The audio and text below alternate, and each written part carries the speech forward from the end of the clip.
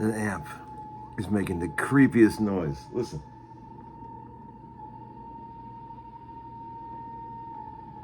Even if I unplug the guitar.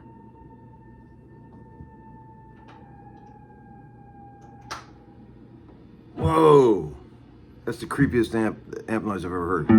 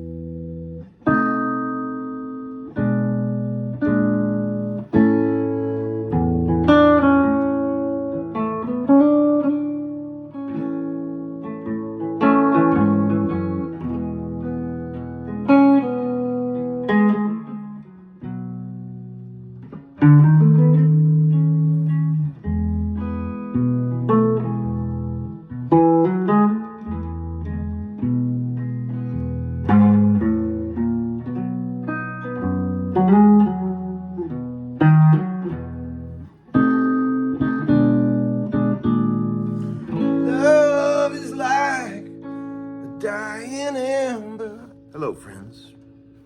It's Uncle Larry with the coolest sounding guitar he's ever played in his hands. 1936 Gibson ES-150 with the Chuck Christian neck pickup. Just got this from a guy named Chuck Nicholson at Rhythm Man Guitars.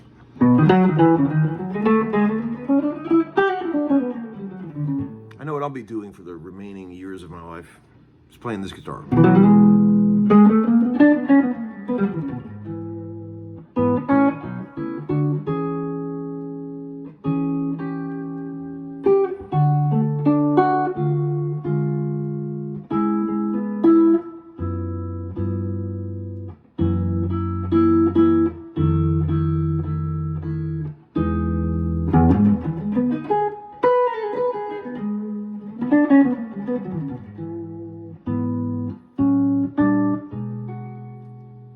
can't believe how good this thing plays. It's set up, he said it was set up by a guy named, I'll have to look up the name, but whoever refretted the guitar set it up with these crazy flat wounds that have red ends on them. Does anybody identify these? Red felt on both ends. Wow, whatever these are is just amazing.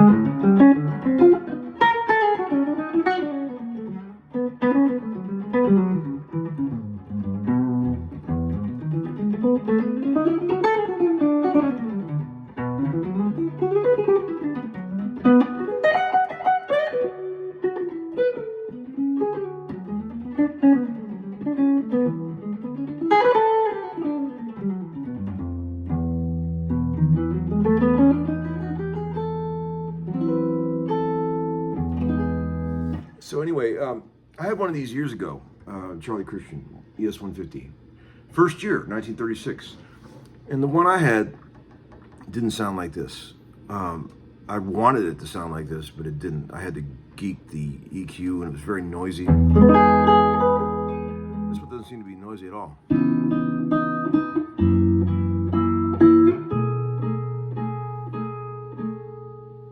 Wow. The acoustic quality of that through the pickup is amazing.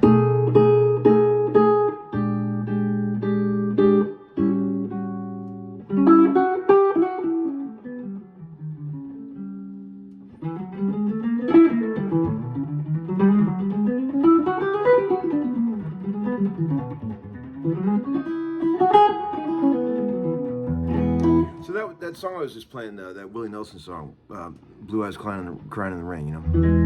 In the twilight, don't I see blue eyes crying in the rain?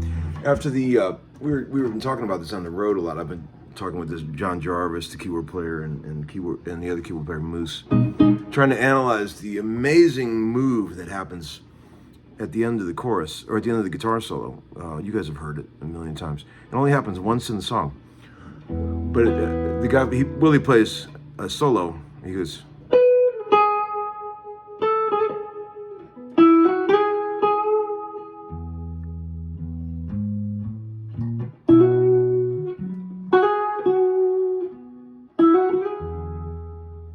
and then in the back half,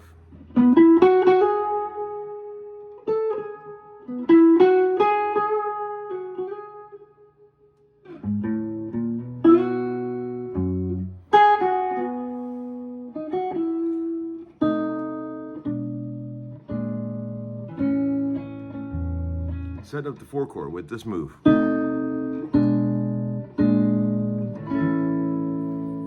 I always thought that was absolutely brilliant. It happens only once in the song.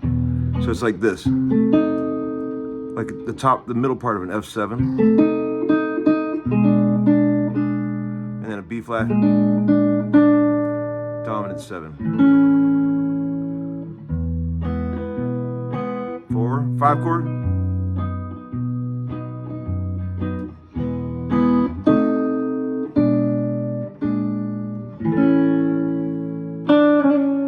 Who says those hillbillies don't know any jazz?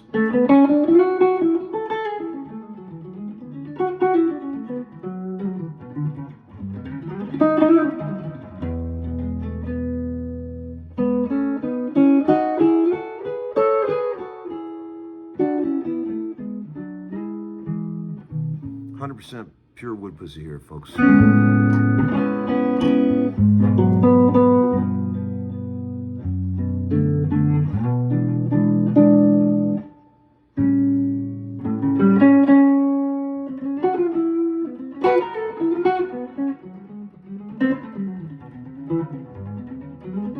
It's not official yet, but I have a feeling the chorus is going to be delayed a few days. Don't overreact.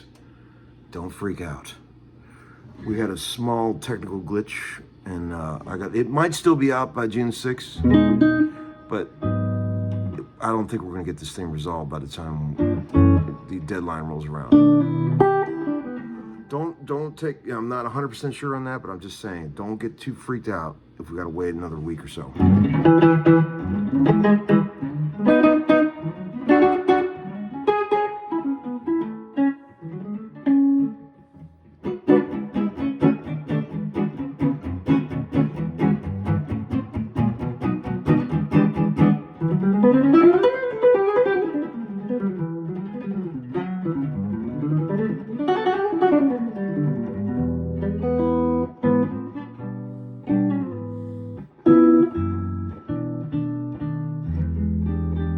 show you another guitar. Really cool guitar. That is another project. This is not a project. That thing is ready to record. Can you believe that creepy amp noise that was just happening? What the hell?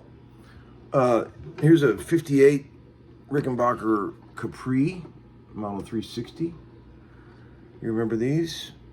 I've owned a bunch of these in my life. I always thought this was the coolest model Rickenbacker.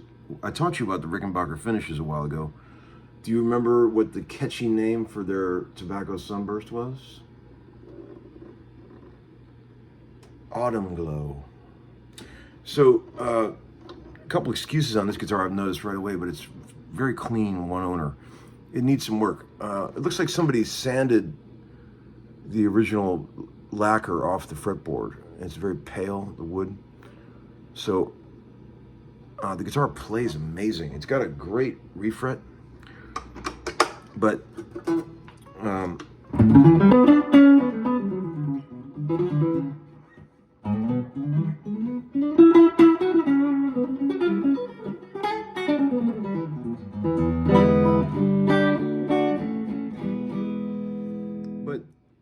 what you have to do to all these old Rickenbackers. I know it sounds crazy to chop up an old guitar, but listen to what the bridge pickup sounds like if you don't remove the cap that rolls all the bass off. Here's the bridge pickup without the cap removed. Would you wish that sound on your worst enemy? That's the way they sound unless you...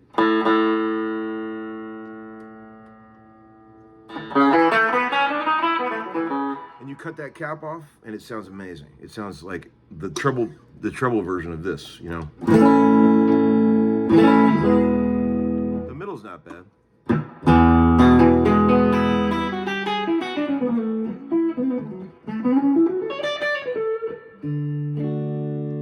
But this,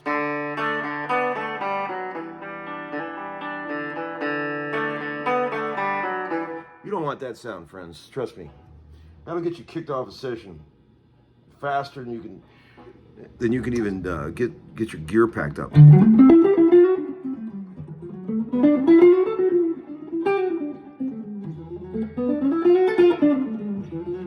I'll bet you if I oil up this board real good, it would look amazing.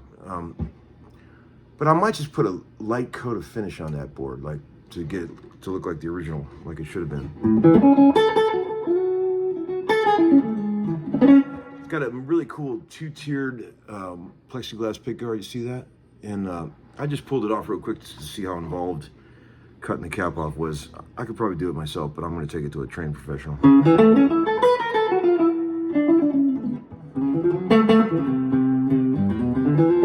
Had a great session today, man. Worked with Dan Huff and Keith Urban. Day one of a two-day thing. Man, what a fun hang, getting to see all those guys.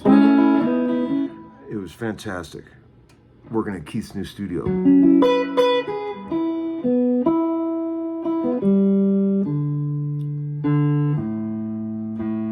Dan gave me a copy of his record, man. The vinyl, check it out. You guys got to get this. If you haven't checked this out, do yourself a favor. It's amazing. And everybody's, all those guys are in a really good place. We've all grown up. We've all mellowed out, we've been working together for 25 years and everybody's chilled the fuck out. That's what's great about it all. Like, I think we all realize that we're all just lucky to be there, all the ego and all the bullshit that we ever had, and myself included, is all gone. When you're a young guy in your 30s, you're trying to prove yourself, and you want to be great, and you want to do great things. And sometimes you just don't. It takes a while to get to the mellow version of yourself. You know what I mean? You don't have it when you're a kid.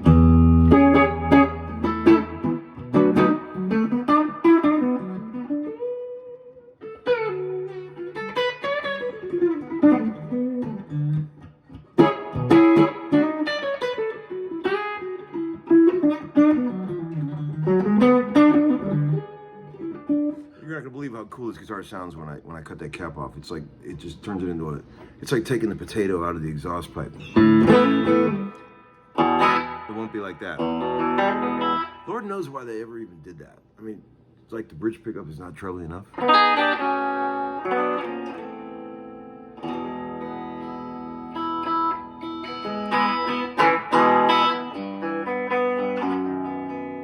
Alright friends, just a quick check-in, just show you a couple cool guitars.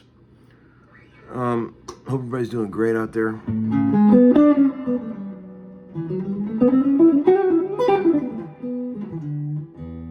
Have a great night. I'll see you soon, okay? Bye-bye.